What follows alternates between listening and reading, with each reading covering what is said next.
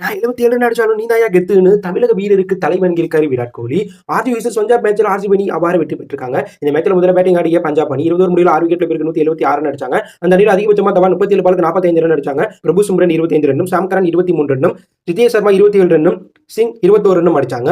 இதனால பஞ்சாப் அணி 20 ஓவர் முடிவுல 6 விக்கெட்ல போயிருக்கு 176 ரன் அடிச்சாங்க. எதிரின் பந்துவீச்சு தரப்புல சிராஜ் மேக்ஸ்வெல் 2 விக்கெட் எடுத்திருந்தாங்க. 20 ஓவருக்கு 178 ரன் அடிச்சா வெற்றி மிகப்பெரிய டார்கெட் நோக்கி களமிறங்கிய ஆர்சிபி அணியுடைய தொடக்கம் மோசமா இருந்துச்சு. ஃபாப் 7 பாலுக்கு 3 ரன் அடிச்சிருக்கும் போது அவுட் ஆயிட்டு வெளில போக விராட் கோலி மட்டும் தனியால அடிச்சிட்டு இருந்தார். ஆனா கேமரோ கெயின் 3 ரன்லையும், ராஜ் பரிதர் 18 ரன்லையும், மேக்ஸ்வெல் 3 ரன்லையும் அவுட் ஆக விராட் கோலி அதிரடி விளையாண்டு அரை சதம் அடிச்சது மட்டும் இல்லாம இதுவரையும் போட்டு எடுத்துட்டு போக ட்ரை பண்ணிப்பார் கோலி. ஆனா கோலி 49 பாலுக்கு 77 ரன் 11 பவுண்டரி 2 6 அடிச்சிருக்கும் போது அவுட் ஆயிட்டார். முக்கிய நேரத்துக்குள்ள உள்ள வந்த டிகே 10 பாலுக்கு 28 ரன் 3 பவுண்டரி 2 6 288 விக்கெட் வச்சு ஆர்சிபி அணி 19.2 ஓவர் முடிவுல 6 விக்கெட்ல போயிருக்கு 178 ரன் அடிச்சு ஈஸியா ஜெயிக்க முக்கிய காரணமா தமிழ்நாட்டை சேர்ந்த டிகே மாறிட்டார். இதனால விராட் கோலி டிகேக்கு தலை வழங்கியிருப்பார். இந்த வீடியோ இணையத்துல வைரல் ஆயிட்டு இருக்கு. விராட் கோலி 77 ரன் அடிச்சனால அவருக்கு player of the match award கொடுத்தது மட்டும் இல்லாம ஆரஞ்சு கேப்பும் அவர் தான் தற்போது வச்சிருக்கார். ஆர்சிபி அணி பாயிண்ட் டேபிள்ல